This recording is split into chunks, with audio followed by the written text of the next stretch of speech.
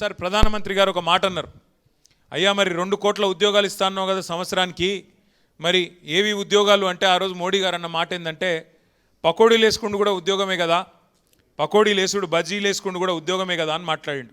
కానీ అలా పకోడీలు వేసుకుందామంటే కూడా వేసుకోలేని పరిస్థితి ఈ సిలిండర్ల ధర పెంచి వాళ్ళని కూడా చావగొట్టిన ఘనత కేంద్ర ప్రభుత్వానికి దక్కుతూ ఉన్నది. అట్లాగే ఇంకొక మాట కూడా మనం ఈ సందర్భంగా విజ్ఞప్తి చేయాలి.